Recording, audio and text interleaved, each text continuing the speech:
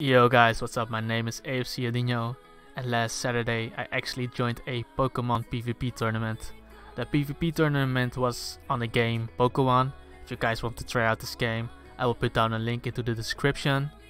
The tournament was also streamed on this guy's stream, NH Raven.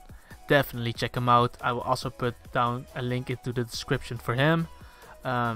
If you want to join his tournaments, definitely join his Discord channel. You can find his Discord channel on his stream. But for now, actually, let's just show the bracket first. Look at this. Look at this shit. The first round consisted of 19 games. And some people were automatically put into the second round because we had too many players. It's definitely more than 50 players. Look at this. This is 33, so this is definitely more than 50. But for now, let's take a quick look at my team that I was using. Damn. Let's see. This was the team that I was using. As you can see, I have a Heracross, Magnezone, Crobat, Milotic, Roserade, and Umbreon. Crobat does not have defog, so I have to play around the Taunt and Sleep Powder from my Roserade to stop potential entry hazard setters from my opponents. Heracross's role is mainly to kill things like Blissey or break walls with Swords Dance. Even a Quagsire gets 2-hit KO after spikes damage from my Roserade, so Heracross will be very important, and that's why the Magnezone Crobat combination is really nice, because Magnezone has Volt Switch and Crobat has U-turn, which gives a nice Volt turn combination. This can put me ahead of the opponent, and this can bring in my Heracross for free in some situations. Umbreon is there to check things like Alakazam, because my team struggles against Alakazam. It can check Gengar, Nidoking, and other special attackers, which is really nice because Heracross is actually pretty tanky because of his typing. He resists a lot of attacks, and he has a 95 special defense, base 95 special defense, which means he could take a hit from from a wall, as example. Then he can get healed up by my wish from Umbreon. And my Milotic is my physical wall. He has haste instead of toxic, so that I can stop things like Gyarados and Dragonite from setting up, and Ice Beam actually allows to hit them, and it also hits grass type Pokemon like Tangrowth. So this is my team. So I will be talking about the last 3 games. I will be reviewing them that I played in the tournament. Those games were the 4th round, the semifinals, and the final itself, of course. Now we're gonna talk about the 4th round game. As you can see, my opponent has a Mamoswine, Skarmory, Espeon, Togekiss, Tangrowth, and a Blissey, which means his team is really fat. Look at this. As I look at my team, I think if I can get my Heracross in a 1v1 situation against this Blissey through U-turn or Volt Switch or even double switches, then my Heracross can put in a lot of work, at the condition that his Togekiss is out of the game,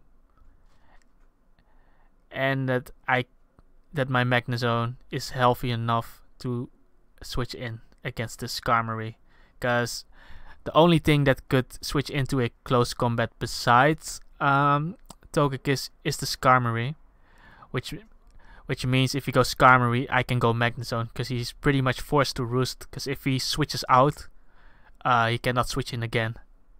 So Heracross will be very important in this game.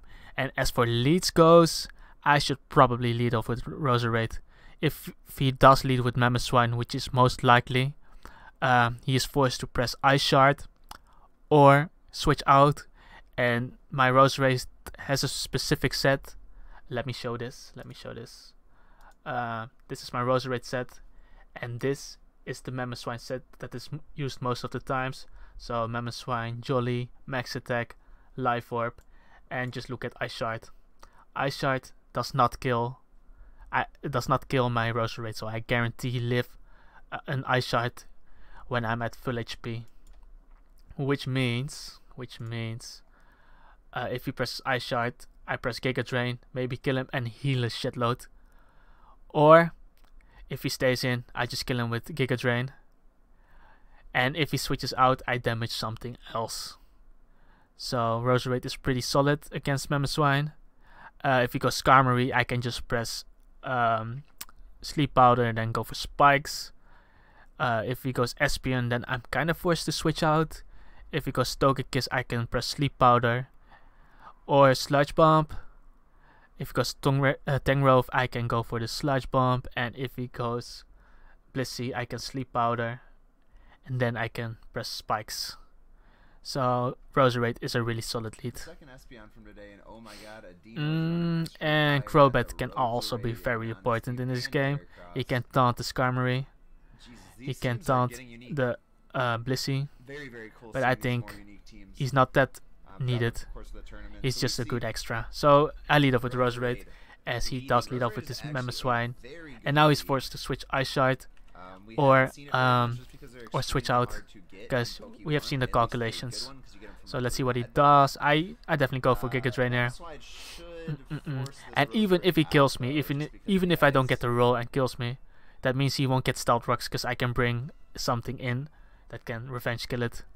So he does switch out into his Espeon, and I get some damage off on this Espeon, which is nice, but I don't know what set this is, so I go into my Umbreon, because he's a Psychic type, and he goes for the Wish here. So I'm still not sure what he does, so I'll go for Wish myself,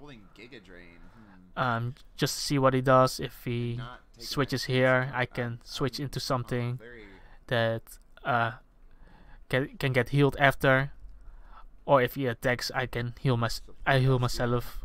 So and now he goes for Calm Mind, and this got me pretty scared, because I'm not sure what he wants to do. Maybe he has Dazzling Gleam and wants to 1v1 me, expecting me not to have an attack. So I go for Toxic here. He probably has Magic Bounce, but if I get Toxic, then he gets synchronized on. So, and because he was setting up and he's trying to sweep, the Toxic will put him on a timer, so he cannot sweep me, because I can definitely stall it out if he wants to sweep with Espeon. So at this point, I think I just go for Wish again, just to heal from the Toxic damage. But he goes for another Calm Mind, and now I thought I just want to get as much damage as possible, then I can kill him with Crobat later. But when I press Pursuit, I had in my head, maybe he has Baton Pass, and if he has Baton Pass, this shit could get really bad for me, as he does show Baton Pass and goes into his Togekiss, which is really bad, because this Togekiss now has 3 Calm Minds up, and this will be very difficult for me to deal with. Here I decided to go for the Protect, even though I'm poisoned, because I want to see if he has Aura Sphere. Because if he has Aura Sphere, he has to use it now, because Magnezone is a very likely switch into a Togekiss, because his Air Slash is 4 times resisted, and I resist the Fairy type attack. So if he has Aura Sphere, he has to use it now. So the Protect comes out, as he does show the Aura Sphere. So now I know his Aura Sphere. He probably has Dazzling Gleam. So I want to see if he has Air Slash. I go for Crobat now, because I expect another Aura Sphere. And now I want to see if he has Air Slash, because if he has Air Slash, he can kill my Crobat. So I'm gonna U-turn out here into my Magnezone. I saw that Magnezone was faster, by the way, so he cannot try to flinch my Magnezone to death when it gets low. And I do not want to stay in here, because if he has Air Slash, he will definitely kill me. So I go for U-turn. does go for air slash, and even though it's a +3 air slash, my Magnezone takes it pretty well. That's because he 4 times resists his air slash, being steel and an electric type. Now I just go for the Volt Switch, expecting him to press the Aura Sphere. Because it makes no sense, because if I press T-Bolt, I can put him low enough with the next T-Bolt. So I definitely expect the Aura Sphere. So I Volt Switch back into my Crobat, because Crobat 4 times resists the Aura Sphere. And I heal a bit with Black Sludge, which can help me. And now I decided that I didn't really need my Crobat. It was nice to have him around, but if I can kill the Togekiss who got huge, it will definitely be worth it. So I go for Brave Bird. I got the crit, but he presses Roost. So now I just go for Brave Bird again, because I believe that after this Brave Bird, that Thunderbolt maybe kill him. Or put him in range to kill him with something like my Heracross. So I go for Brave Bird again, but he actually roosts here. And this is when I thought that he wanted to let me kill myself through recoil. So I actually decide to press taunt here, expecting him to roost again. What this does is it prevents him from using roost, and I get a little bit of Black Sludge recovery. But after the taunt, I cannot stay in, so that's what I have to keep in mind. And if he ever hits me with air slash, Crobat is done for. So I press taunt, and he does go for roost, and now I U-turn the fuck out of here, because I'm pretty sure he goes for air slash, because he has to attack here. So I go for the U-turn. He does. Luckily for me, he doesn't have leftovers, so that's really nice. I think he has King's Rock. So he goes for air slash, it's 4 times resisted, and now I go for the Thunderbolt, because maybe he expects me to go for Volt Switch and go back into my Crobat, but now I go for Thunderbolt, as he does go for air slash, and since I'm faster, I can kill him on this turn, which is really nice, and that's how I dealt with a fucking +3 Calm Mind Togekiss. Holy shit. Even Raven said it himself. How to deal with it with ease. Man. The best play my opponent could make now is to go into Mamoswine. He doesn't go into Mamoswine, but he should have gone into Mamoswine here, and then he could have pressed something like Earthquake, because my Lotte can take an Earthquake, but if he crits me on the Earthquake, as example, then it's an easy 2-hit KO. But he actually makes the play into Blissey for some reason, which is really strange to me. Yeah, he didn't flinch because he's attacking second. He takes very long on this turn, so I don't know what he was thinking. Maybe he was making some calculations or shit, but he goes into Blissey, and I don't know what kind of calculations you have to make on Blissey. I actually expected him to press Seismic Toast here, but for some reason he goes for T-Wave. Like if I stayed in, it did nothing. Maybe like if I decided to sack my Magnezone and bring in my Heracross for free or something, then it could have been bad for him. Or if I went for my Roserade, because Roserade has Natural Cure, but he did go for Toxic. He does para my Heracross, which is not too bad. It sucks that my speed is slower, but I only need my Heracross to be in a 1v1 situation with this Blissey. So he does switch out, I press close combat, and I get paralyzed, which sucks, because getting that damage on this Skarmory would have been nice, because now I switch into my Magnezone as he goes for Stealth Rocks. If I got the damage off, I could have seen the leftovers, and then I could have known that he was leftovers, but now I'm not sure, because he might have Shed Shell. So that's why I went for the Hidden Power Fire, because like let's say if he was Shed Shell there and I went for something like Volt Switch or Thunderbolt, he could have gone into his Mamoswine, and then because he knows my Magnezone is specs, because I killed his +3 special defense Togekiss with it, so he definitely knows I'm specs. If it was Shed Shell, he could have gone into Mamoswine, I would have been trapped, and then he could have pressed something like Earthquake. Yeah, most likely Earthquake, or even Icicle Crash. So that's why I went for the Hidden Power Fire, just in case he was Shed Shell and switched into Mamoswine. But he isn't Shed Shell. And also, what's the note there? He was sturdy. He's always sturdy. Because he was full HP, and you don't play Skarmory without sturdy when you play him as a wall. So it would have been a 2-hit KO anyway, so it didn't matter if I went for the electric attack there. So I do take him down. He actually went for the Steel Wing in the last turn, which is funny. And I take out the Skarmory. Now he has to bring in his Mamoswine. There's no reason not to. There's really no reason not to. And Magnezone really put in a lot of work. It took out his Togekiss and his Skarmory. But I don't need him anymore. I really don't need him anymore. Because he can always bring in his Blissey against this. So it's really pointless. And Stealth Rocks are also up. So there's no point in keeping this thing around. So I just decide to sack it. Which means I can bring in my Milotic, which is at full, and in a 1v1 situation when my Milotic is at full health, Mamoswine should never stay in. And the only thing that you probably want to switch in on a Scald on his team is a Blissey. He could switch in his Tangrowth, but Tangrowth doesn't have very high special defense, and he can risk the chance of getting burned. So Blissey is the only play. So I was pretty sure he would switch into Blissey here, so I actually go into my Heracross. And this is what I mean, getting those 1v1 situations with Blissey on my Heracross, because then it doesn't matter if my Heracross is paralyzed and slow, because Blissey can never stay in against Heracross, and if he switches out now, something will get a huge hit. It will basically 2-hit KO anything. He decides to go into his Tangrowth, and Raven actually locked off because of AFK, which is annoying.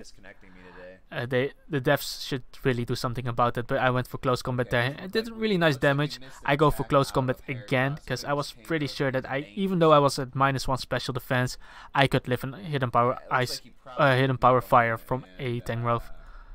So I just went for it again, as he switches into his Espeon. And just look at how much this does.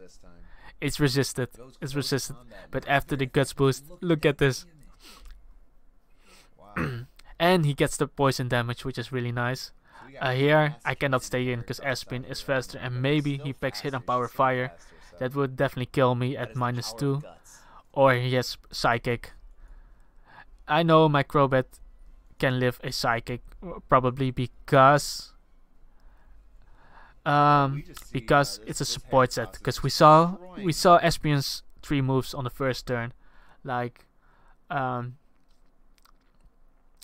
we saw his Baton Pass, we saw his Wish, and we saw his Calm Mind. So I could switch in my Crobat there, and even if he kills Crobat is not that important in this game. Here I decide to go for Taunt. Maybe Tangrowth has Sleep Powder, maybe he doesn't, but now we can find out. We taunt him, he goes for Hidden Power Ice. It doesn't knock me out because my Crobat has a really tanky set. Oh, let's actually show it here. Look at this. I gave it enough speed to outspeed Alakazam, and I put all my EVs into HP, and then the rest into attack for the most amount of damage as possible. Okay.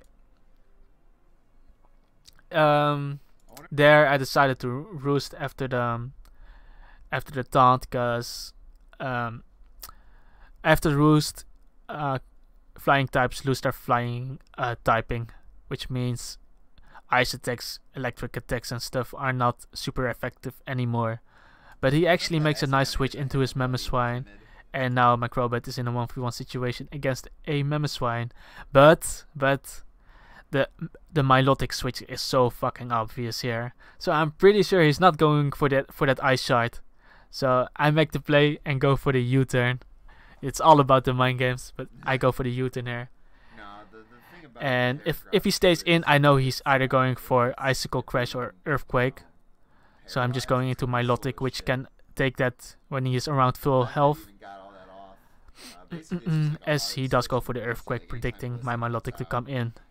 After the leftovers recovery, he cannot kill me with Earthquake. So I can recover here, and he is going to switch out into his Stangrove. Here I could have made many different plays, but I still wasn't sure if he had the Sleep Powder. That's why I went into Roserade. Because we know he has Hidden Power Ice, has Giga Drain. Timid inhibitor EV is probably money, dude. It's probably so much money. Yeah. So I go into Roserade, and he goes for the knockoff. So now I also know he has knockoff, which means he probably, well, he could still have Sleep Powder, but he hasn't used it yet. I don't mind being knocked off my Black Sludge, because I only need one layer of Spike, and he will most likely expect me to go for the Sludge Pump. So Blissey is most likely gonna come in. As Blissey comes in, and I get up one layer of spikes. Here I was thinking about the next move I should make, because I could go for another layer of spike, but he still has that Espion, and one layer of spike is not enough to kill that Espion at the amount of health the Espion had. And if that spike gets on my side of the field, that would be very difficult for me, because then Stealth Rock and a layer of spike will be on my field, and then he could still play around his Stangrove and Blissey around my against my team. So that's why I didn't go for the spikes. I just went for the Giga Drain, get some healing, and just see what he does. I just see what he does. Stack up these spikes now. Sorry guys, I was messaging a GM about something really quick. We know he has T-Wave, so if he T-Waves my Roserade, that's fine, because I have Natural Cure. But he goes for Seismic Toes. Here I switch out into my Crobat. I didn't expect him to go for the T-Wave, because I might have switched into my Heracross or stayed in. So that T-Wave was a really bad play. It misses, but again, my Crobat is not that important in this game. He goes for the Mamoswine, and let's see what I do. I go for the Taunt. Yeah, I go for the Taunt. And here, a few turns ago, I used U-turn on this Mamoswine, but because I've already done that, he might expect me to do it again. So this is why I hard switch now, because if I U-turn there and he presses Ice Shard, my Crobat dies for free, and I do not want that. So I hard switch into my Lotic, as he does go for the Ice Shard, and then this also really puts me ahead, because now now I'm in a good situation again. There are some plays he can make here. He could go into his Blissey again. He could go into his Stangrove, or maybe he could stay in, going for the Earthquake, hoping to hit KO me. But anyway, I just go for the Scald here. I just go for the Scald. Well, then what did he fall for? What did the taunt fall for then?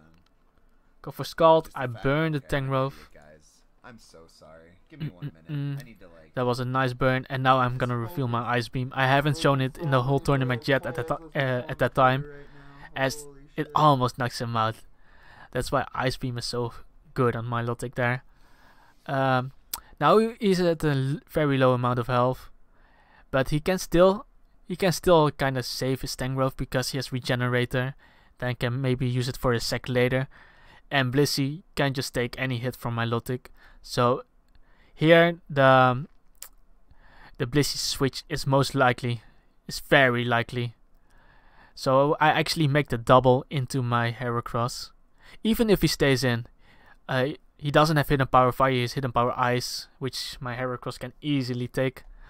He has Knockoff. It doesn't really matter, because I'm a fighting type. Grass Attack won't kill me, and he cannot Sleep Powder me because I'm paralyzed. So even if he stays in, I'm still ahead if I make the Heracross play here.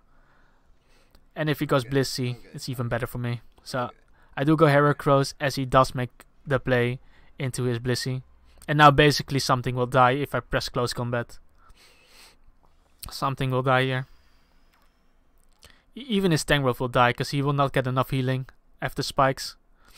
Yeah. Especially after spikes. Sort of like so I just press close combat. And I think he just stays in hoping that Blissey can take the close combat and or maybe then my Heracross gets Parahex to that. But it doesn't happen. I knock out the Blissey and I win the 4th round.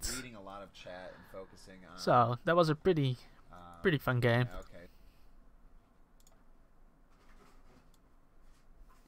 I will pause for a second and we will be right back for the next game. Yo, we're back for the semi-finals. Let's do a little bit of team preview. Let's go. My opponent has a Sableye, which is most likely Prankster, because why else would you bring that to a PvP battle? He has a Jolteon, Quagsire, Clefable, Scizor, and Breloom. I actually like his team. It's interesting. Quagsire is probably his physical wall. Clefable might be his mixed wall or a special wall. Looking at his team, that is. Scizor could be his Defogger. Breloom might have. He definitely has Spore. Maybe he has SD. Bullet Punch, Mach Punch could be a set. Obviously has Sableye and Jolteon as his special attacker and his fastest Pokemon. So looking at his team, I actually think Roserade is a solid lead again, because Roserade can set up spikes against this thing. He resists his electric attack, and if Jolteon goes for the hidden power ice, I can Giga Drain and heal up a lot of health back and do a lot of damage to him. Roserade beats Quagsire easily. Roserade beats Clefable easily. Roserade could Sleep Powder the Scizor and then set up a spike. And Roserade one-shots the Breloom. I really want spikes on this game, because if I get one layer of spikes up, Quagsire cannot switch into a close combat. And I think Heracross beats Sableye easily 1v1. And let's see, his threat, he doesn't really have threat. Maybe if Breloom has Rock Tomb or something, then he can maybe kill my Crobat on a switch, if I switch it in. But 1v1 Crobat still beats Breloom because he's grass and fighting. So I think Crobat will be important this game. Heracross can do a lot of work. Obviously my Roserade can do a lot of work. And Magnezone is there to trap Scizor, because if I get spikes up and this is a defog Scizor, then at one point this Scizor is forced to defog, so I can trap him with my Magnezone. If he does decide to go for U-turn as example, then he'll take another spike damage in the next time he switches in. So that's why getting one layer of spike up is really important. So I'm just gonna lead off with my Magnezone. Let's see what happens. As for his leads, it will probably be his Sableye. It's definitely cool, yeah. It would be his Sableye or his Breloom trying to spore something, as he does lead off with Sableye. I cannot immediately go for the spikes because he might back taunt and try to taunt me. So I'm just gonna go for the Giga Drain here. Just see what he's gonna do. Oh, let's do this. What's his name? He thinks very long, very hard. Because he maybe saw my last game, but he doesn't know that I have Sleep Powder. Because I might as well have Hidden Power Fire, but he does go into his Scizor, predicting my Giga Drain, maybe, I don't know. And now I go for Sleep Powder, and I can get one layer of spike up. I know I can live one Bullet Punch. Yo, Crouton, thank you for those bits, man. Because he's most likely not. Even if he's Adamant Life Orb, it doesn't kill me. Because I have a lot of EVs into my HP. Let's see. Yeah, 516 EVs in my HP, so I can definitely take a bullet punch there. So I'm just going for the sleep powder. He's thinking very long about this. Yeah, there are some plays he can make. If I miss the sleep powder, that could be really bad. Because I'm pretty sure if it's an offensive scissor, then U-turn kills me.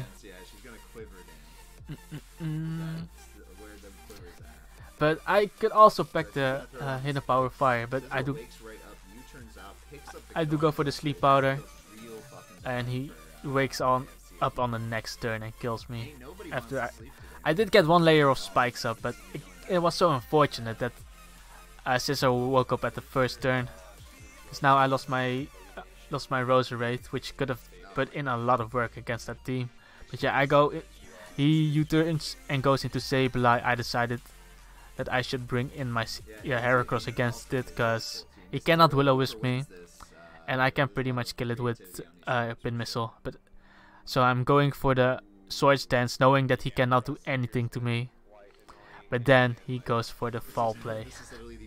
And what Foul Play actually does is it uses the attack of the opponent, and yeah, basically the higher the attack of the opponent is, the more damage Foul Play does. And because I Swords Dance, that means I doubled my attack. So Foul Play does a huge amount of damage against me. I do live it though, but it pretty much lowers my Heracross very hard. Because look at the damage, man. Look at this damage. So I do get one Sword Sense up. And now I go for Pin Missile as he decides to go for Will-O-Wisp, putting me on a timer. Yeah, that Foul Play was really annoying. The Scissor kill on my Rosa Raid, and this shit really put me behind in this game. But yeah, I do take out the Sableye. That's also really nice. Because he could have been annoying against my team. So it's not too bad. I take out Sableye. And my Heracross is really strong now. So he does go into his Scissor. And honestly, I do not agree with that play. He could have just gone into his Jolteon and pressed Volt Switch there. Because Jolteon is faster. Because now he risks the 50-50. Because if he Bullet Punches, I can go into Magnezone. Or maybe he predicts me to go into Magnezone and does something else, and I get a free close combat off. So his play should have definitely been there to go into his Jolteon and press Volt Switch, because I do not have a ground type on my team. So even if I switch there, he would have still come out ahead, because he could have brought in Breloom against a Magnezone, against Umbreon, against my Lotic. He could have. And he could have brought in his Quagsire as example against my Crobat. So he should have definitely he should have definitely went into his Jolteon there. But yeah, now he has to choose. He has to choose. Do I go for Bullet Punch, or do I predict the Magnezone? As he goes for Bullet Punch, and I go into my Magnezone. Scizor is trapped now, and Magnezone can pick up an easy kill here. So that mistake really put me back into the game, because now his potential defogger is gone, and I still have that layer of spikes that my Roserade put there on the field, and it's there to stay. It's there to stay. So here he should probably go into his Breloom here, but he goes into Quagsire for some reason. I mean, if he goes Quagsire, I can just go into my Lotic. So my opponent is really making a lot of misplays here, even though he got the lead. But yeah, I'm just taking over now. I'm just punishing his mistakes. Quagsire cannot deal with Milotic, because even if he's a curse set, I have haste on my Milotic, so I can just burn him. Burn him with Scalds, can recover up, can haze. Yes, Saturdays are usually at this time, Shadow. And basically beat him 1v1. Because I think Scald does a lot of damage, because Quagsire is most of the times is max defense, so he goes into Clefable, which makes me think that this might be his mixed wall, because Scald still did a lot of damage. Here I didn't want to stay in, so I decided that I should go into my Magnezone, because Magnezone can easily take a Moonblast, could take a Thunderbolt if he has it, can take a T-Wave or Toxic, so I decided that was the best play to make. And now I just press Flash Cannon. Spikes are up, and Quagsire takes a lot from Flash Cannon. Jolteon takes a lot from Flash Cannon, even though he resists it, and Breloom instantly dies, especially with spikes up. So his play should probably be here to maybe sack his Quagsire. But let's see what he does. He does go into his Breloom for some reason. And as I get off the Flash Cannon, I do get the crit, but I'm pretty sure that does not matter, because Breloom is really squishy and I was Choice Specs. I'm pretty sure it does not matter. Now he goes into his Quagsire. And yeah, if he brings in Quagsire, I can just bring in my Milotic, since Quagsire cannot touch my Milotic at all. He did it. He did it. He loves me. Didara finally subbed. Oh my god. Okay, tell me of Toxic. You know how long that took? I mean, How long that took? Oh my god. let's see what he does. Anyone who's a He sub, fill the fucking chat with some Polytoad right he actually shows that he has a curse, that it's a curse set, but I have haste, so I'm definitely not worried. Once I get the burn, I can easily wear him down. Another one. And my my Heracross is also still alive, and he doesn't have hazards on the field, so I can probably kill something with a close combat.